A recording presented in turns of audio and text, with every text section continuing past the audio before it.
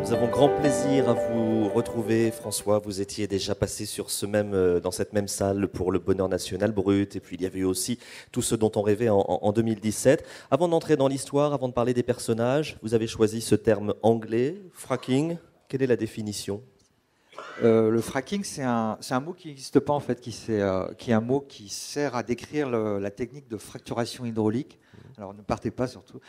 Le roman traite peu en fait de technique, mais c'est une technique qui permet d'extraire le pétrole ou le gaz, enfin les hydrocarbures de schiste, de manière révolutionnaire. C'est une technique qui date d'à peu près 10-15 ans, enfin qui est mise en pratique depuis une dizaine d'années, et qui permettent d'accéder à des réserves d'hydrocarbures qui sont emprisonnés dans la roche de schiste. Et donc, on envoie des millions de tonnes d'eau et de produits chimiques et de sable pour en extraire. Et voilà. Et donc, c'est le nouvel Eldorado aux États-Unis, puisque ça va permettre probablement aux États-Unis d'être indépendants. Alors, vous avez bien expliqué que dans ce roman, nous allons parler effectivement d'extraction de gaz de schiste. Vous avez utilisé le mot fracturation, c'est un décor, mais nous allons parler de fracture, parce qu'effectivement, ce nouvel Eldorado, comme vous dites, va entraîner bien des fractures dans les personnages, dans les familles des personnages que vous nous présentez. Nous sommes à notre époque contemporaine, nous sommes à Middleton. C'est une petite ville que vous avez inventée dans le Dakota du Nord de nos jours. On va faire connaissance avec de nombreux personnages qui forment 3 familles, et chacune à leur façon, cette nouvelle économie que représente l'exploitation des gaz de schiste, chacune à leur façon, ces familles vont éclater en quelque sorte. Et précisons que nous sommes à 6 mois de l'élection présidentielle qui verra Donald Trump arriver au pouvoir. Qu'avez-vous envie de nous raconter dans ce roman à travers ces 3 familles qui vont exploser ? Déjà, le contexte personnel, c'est que depuis 3 ans, je vis aux États-Unis. Pas de manière permanente, parce qu'il y a de fortes chances que ça ne dure pas, mais... Et je suis arrivé au moment où en fait commençait l'élection, enfin vraiment 1 an avant l'élection présidentielle, il y a la campagne des 2 candidats, enfin de plein de candidats, et puis au final 2 candidats. Et j'ai été très très surpris, et le monde entier était surpris par la manière dont tout d'un coup on parlait de politique, on faisait de la politique, on parlait beaucoup des petites histoires plutôt que de la grande histoire. Et finalement, bon, c'est l'outsider qui a été élu, donc ça m'intéressait de témoigner aussi à ma façon, en restant très français, de ce qui s'était passé dans ce pays. Et encore, ce qui se passe dans ce pays est assez exemplaire, ce qui peut passer dans plein d'autres pays. On voit bien la fragilité des démocraties, on voit bien la fragilité des gouvernements quand il s'agit d'environnement, par exemple. Et voilà, donc j'avais envie de parler de ça. En plus, moi, j'aime bien parler des choses que je vis. Donc j'étais dans ce pays. Et à un moment donné, il y a mon éditrice, Lina Pinto, qui me dit il faudrait que tu regardes un truc sur la chaîne parlementaire. Ça parle de fracking. Je ne savais pas du tout ce que c'était. Et j'ai regardé ce documentaire. Et puis j'ai commencé à chercher beaucoup de films liés à ça, beaucoup d'articles. Et en fait, il y a une quantité d'articles qui ont été écrits dessus. Et je me suis rendu compte qu'il y avait une matière à la fois romanesque, humaine et extraordinaire. Et que ça soulevait des tas de problèmes qui n'étaient pas des problèmes locaux, c'est un problème vraiment, c'est un problème de territoire en fait, le fracking. C'est-à-dire, c'est de plus en plus, on voit des gens qui se battent, qui se battent pour leur vie, leur dignité, et qui se battent sur un territoire. Et ce territoire n'est plus un synonyme de propriété, c'est un synonyme de survie. Et c'est exactement ce qui se passe là-bas. Et donc, je suis parti enquêter là-bas pendant plusieurs semaines. J'ai rencontré des tas de gens, des agriculteurs, parce que au départ, c'est un pays essentiellement agricole. Beaucoup de gens, des pasteurs, des gens d'ouvriers du pétrole, etc. Et voilà. Vous êtes imprégné de ce que vous avez vécu et du coup, des gens que vous avez rencontrés. J'ai construit aussi mon histoire. Je savais que le sujet m'intéressait, ce que ça pouvait ramener était intéressant. Et c'est vrai que j'ai façonné mes personnages en côtoyant certaines personnes. Parmi vos personnages, il y a les Jensen, ils ont fait fortune, grâce justement à les Wilson, qui eux sont éleveurs. Ah non, voilà. Sont éleveurs, voilà. Voilà, les Wilson sont. Ils se connaissent tous. Il y a des liens, mais il y a cette première famille où ils sont éleveurs et où ils voient les bêtes dépérir, et peut-être justement en raison de ces nouvelles exploitations technologiques. Et puis il y a l'eau qui commence à être assez surprenante, et ils ont envie de se battre, notamment avec leur fille Lisa. Et puis il y a aussi cette autre famille qui a fait fortune dans le pétrole, et forcément il y a un moment où tous ces gens-là ne vont pas être d'accord sur les positions à tenir. C'est-à-dire que ce fracking intervient dans les plus petits interstices de ces vies familiales et de ces vies personnelles. Oui, le fracking, c'est vrai que c'est un mot qui renvoie à d'autres types de fractures, des fractures entre les gens. Parce que fracking, c'est l'histoire de l'Amérique qui est renouvelée. C'est un pays qui s'est construit sur la violence, et un pays qui s'est construit sur la nécessité de posséder des territoires, d'aller vers l'ouest, de spolier des territoires. Et c'est exactement ce qui se passe encore. C'est aussi un pays qui s'est constitué sur l'argent. Et donc là, on parle de beaucoup d'argent. On ne parle pas de quelques millions, on parle de milliards de dollars. Donc il y a c'est la nature humaine en plein. C'est la cupidité, c'est l'égoïsme, c'est l'individualisme. C'est tous les travers humains qu'on retrouve multipliés par 10, parce que c'est ça qui est intéressant dans un roman, c'est que tout d'un coup on ne soit pas dans la banalité des sentiments, c'est extrêmement fort.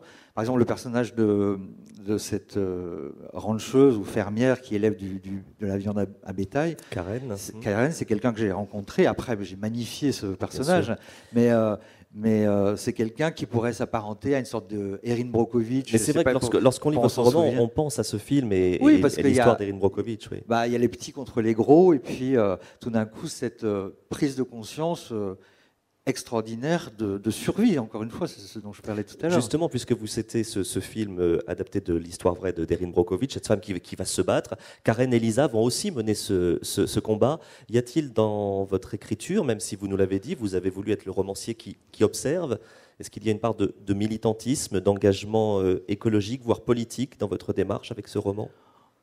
C'est vrai que je suis sensible à ces notions. Après, je ne suis pas un militant pur et dur, mais je suis sensible aux drames humains, parce que c'est ça qui nourrit aussi mon besoin et puis ma façon d'écrire. Donc bien sûr, on ne peut pas être insensible à ce qui se passe dans ce pays en regardant ça. Et puis je trouve qu'il y a surtout des correspondances entre ce qui se passe là-bas, ce qui se passe ici, encore une fois, sur cette histoire de territoire. C'est pas juste avoir un terrain et construire quelque chose, c'est tout d'un coup défendre sa vie, défendre sa dignité. Et ça me semble aussi bien en France, comme il s'est passé au Notre-Dame-des-Landes, ou bien dans l'océan Indien, où des gens vont mourir parce que leur territoire leur échappe. C'est quand même des choses qui sont... sans être militant, c'est quand même des choses qui sont puissantes. Ouvertement, vous nous dites, je vous raconte une histoire qui se passe aux États-Unis, mais attention, ça se passe à 2 pas de chez vous. Oui, parce que je sais pas. Après, chacun y trouve un peu ce qu'il veut, mais il y a toujours une volonté d'universel, parce que sinon, si c'est une histoire locale, purement locale, c'est moins intéressant. Mais il y a. Et puis moi, comme je vous dis, je suis français, donc j'ai pas la prétention d'écrire une histoire américaine comme Louis Erdrich, qui est d'ailleurs du Dakota du Nord, ou Richard Ford, ou des gens comme ça. Je garde ma position et j'observe. Et ce qui est intéressant à observer, c'est ce qui se passe là-bas et comment tout d'un coup mon histoire personnelle, ma culture et mon pays peuvent entrer en résonance. Vous avez fait le choix de situer votre intrigue à quelques mois de l'élection de Donald Trump. Ce n'est pas innocent, parce que là encore, vous étiez en observateur, mais à l'image de vos personnages, vous avez vu certaines mentalités évoluer ? Pas évoluer, c'est des choses qui étaient... c'est pas ça qui m'intéresse au fond, parce que ce qui est intéressant, c'est tout d'un coup la manière dont les États-Unis voient leur place dans le monde. On voit bien avec le président Trump, par exemple, le fracking va certainement permettre aux États-Unis d'être indépendants énergétiquement en 2020, c'est-à-dire donc il y a quelque chose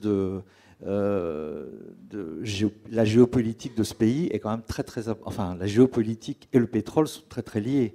Ne plus dépendre des pays du Golfe, c'est quand même le rêve absolu de l'Amérique. Et donc ça m'intéresse d'observer ça, parce que la première chose, par exemple, que Donald Trump a faite, mais quasiment dans la semaine où il a pris ses fonctions en janvier, c'est d'autoriser ce fameux pipeline dont vous avez peut-être entendu parler, qui opposait les autorités locales avec les Indiens d'une réserve, de la Standing Rock, dont je parle. Et voilà, il a dit, voilà, on peut maintenant construire le pipeline, alors que c'était quelque chose sur lequel Obama avait mis un moratoire. Donc on voit bien que ces ressources sont essentielles pour lui, pour le pays. Donc c'est une vision du monde qui passe à travers... Toute la force de votre roman, c'est qu'il y a à la fois ce paysage, le Dakota du Nord, que vous nous racontez, avec ces machines qui extraient le gaz de schiste. Il y a ce roman à la fois politique et écologique que vous nous racontez. Et puis il y a tout le souffle romanesque avec les personnages que vous avez imaginés. Il y a des moments très violents, très sombres. Il y a aussi des moments qui sont très forts, comme la rencontre de Joe et de son frère Tony, qui se détestent cordialement et qui finalement trouvent un terrain d'entente. Il y a le très beau passage de Joe et Lisa lorsqu'ils sont dans ce pick-up, et une scène qui est quelque part, là encore, d'une grande sensualité. Comment les avez-vous construits, vos personnages ? Après, moi, j'ai toujours des jeux d'obsession. Donc, je fonctionne par obsession. Donc, ça arrive assez naturellement. Je vous dis, ça a été l'objet. Enfin, j'ai rencontré des gens qui ont fait naître des envies de décrire certains personnages. Et puis après, j'avais aussi envie de parler de ces gens qui ont vécu les années 70 sur la côte californienne et qu'on a, voilà, avec un esprit assez commun à ce qui s'est passé aussi en France. Enfin, c'était un mouvement mondial. Et qui tout d'un coup se trouvent arrachés à cette douceur de vivre et qui doivent bosser à un moment donné, qui doivent élever du bétail parce que voilà, ils n'ont rien fait de leur vie. À un moment donné, il faut non pas qu'ils se responsabilisent, mais en tout cas, on leur donne de la terre et ils vont les. Donc j'avais envie de parler de ça, de la désillusion aussi de cette génération et par rapport à ce que la nouvelle génération peut apporter. Enfin, j'ai dédié ce livre, par exemple, à ma fille Alice qui a 4 ans et demi. Et à tous ses copains, parce que je me dis, voilà, ils vont avoir un travail incroyable à faire pour vivre de manière plus harmonieuse dans le monde. Et je pense, enfin, j'ai aussi rencontré des jeunes activistes, mais aussi des jeunes qui sont sur le terrain et dans un syndicat d'agriculteurs, par exemple, qui n'ont pas perdu du tout espoir. Enfin, pour eux, l'avenir n'est pas sombre. Et c'est ce que je voulais faire transmettre. Voilà, c'est ce qui est important dans le roman, c'est que le roman n'est pas sombre. Il y a une histoire d'amour qui me semble, moi, voilà, c'est intéressant, en tout cas, et qui ouvre beaucoup sur la fin. La fin, je la voulais lumineuse. Même si c'est donc d'ailleurs la fin, ça se passe, c'est un paysage de neige. Il se passe des choses assez surprenantes à la fin, mais voilà, c'est très blanc, c'est très lumineux, ça ouvre c'est très cotonneux, donc ça ouvre sur un avenir probablement meilleur grâce à ces jeunes. Donc il n'y a pas de désespérance, mais il y a un optimisme raisonnable. En tout cas, c'est un roman coup de poing qui nous rappelle tout le bien qu'on pensait déjà de vous avec vos précédents titres. Ça s'appelle Fracking, et donc, comme l'a dit François Roux, c'est une histoire sombre, violente, mais extrêmement lumineuse, avec des personnages qui sont absolument attachants et que vous n'oublierez pas, c'est l'un des grands romans de cette rentrée. Merci François Roux. Fracking.